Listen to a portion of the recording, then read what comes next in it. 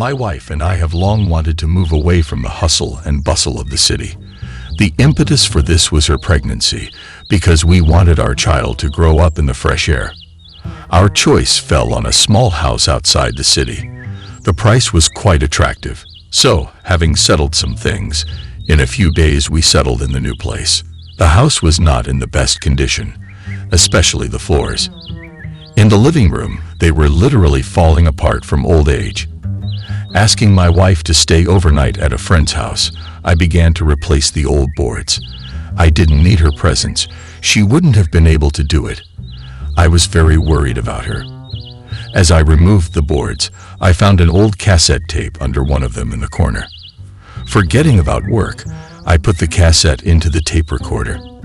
At first there was only crackling, sobbing, and confused breathing. But then I heard a voice. It clearly belonged to a woman.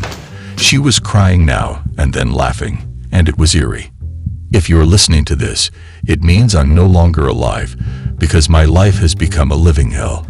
I never thought something like this could happen to me. I didn't want this. No, no, no, no, no, no, no. It all started about a week ago, when I started having weird dreams.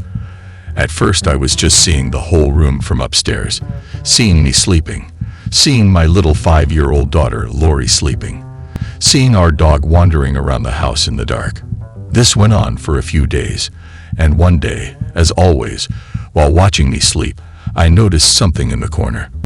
The room was pretty dark, but it was darker than any darkness, and oh my God, it was moving. It resembled some kind of animal. I could clearly see 2 blood-red reflections. Apparently they were its eyes. I was in the living room, and the dog sleeping next to Lori's crib in her room suddenly perked up her ears and headed toward me. She started barking at the corner, and the something seemed to back away. I woke up and saw the dog barking desperately. I was scared then. Fear gripped my whole body. The dream was so realistic. I don't know how, but I was able to sleep that night. The next night I put my daughter to bed and lay down by myself.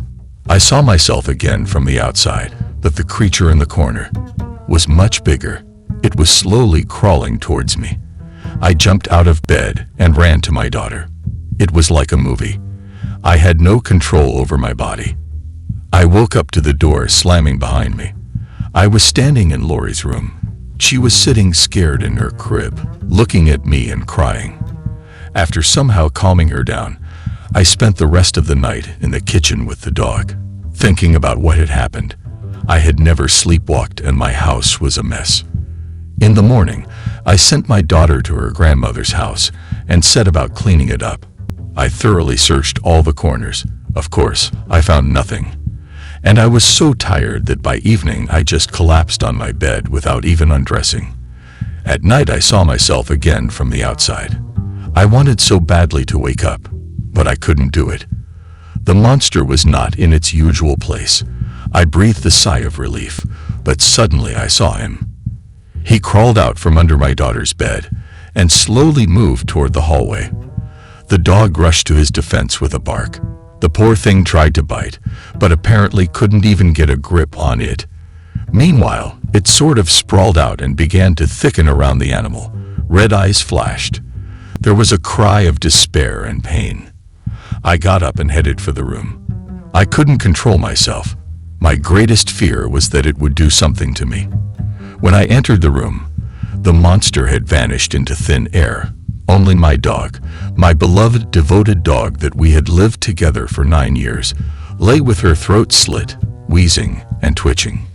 I bent over her, cradled her against me, and woke up in the same instant. We live in a forested, almost secluded place, but my scream must have woken up every living thing within a couple of kilometers. In my arms lay my dog, just like in the dream, with his throat torn open. My hands were covered in blood. The floor was covered in blood. Blood was everywhere. I shoved the corpse away and ran outside, where I sat until morning. It was scary outside, but it was even scarier at home. I did make it home in the morning. I think I was throwing up at the time. I buried the dog in the woods, then mopped the floor and took a hot shower myself. I felt a little better. My mom called. I decided not to tell her anything. I just told her that I forgot to lock the door, and the dog ran away in the night. Lori was very upset. Mom said she couldn't sit with her anymore since she had to leave for work right away. I was terribly angry with her, but there was nothing to do. When I brought my daughter home, I realized we couldn't stay here. I packed up my things and dragged Lori, still mourning the dog, to the car. Everything should have been fine. I had just driven into town to pick up my daughter, but now the car stubbornly wouldn't start. It wouldn't start at all. So as not to scare my daughter, I sent her into the house, but I cried and kicked the car as hard as I could. It was already evening. I was scared. I knew I wouldn't be able to sleep. All night, without turning off the light, I sat in Lori's room, over her crib, guarding her sleep. Everything was fine as long as I stayed awake. In the morning, I called my friend and asked her to come and pick us up. She agreed, but she never arrived, and I waited in vain for her all day. It was evening again. I was exhausted. My daughter had already gone to bed, and I was sitting in the kitchen emptying my third cup of coffee. I decided to read a book, but my thoughts were blurring and my head hurt. Suddenly, I saw myself from the outside again. How could I have fallen asleep? How? It crawled across the floor to my daughter's bed. Its eyes were no longer little lights. They were glowing with hellfire. It was tearing up the floorboards with its claws. Yes, it killed my daughter. It killed my Lori. She was barely in pain. The thing bit her throat and tore at her body with its claws for a long time. I watched the blood splatter on the walls. The beast snarled and wheezed. It devoured my daughter with greed, with a damned bestial appetite. Blood dripped from the crib as I slept. Drip, drip, drip. I can still hear the sound. When I woke up, I felt a copper taste in my mouth. I didn't want to open my eyes.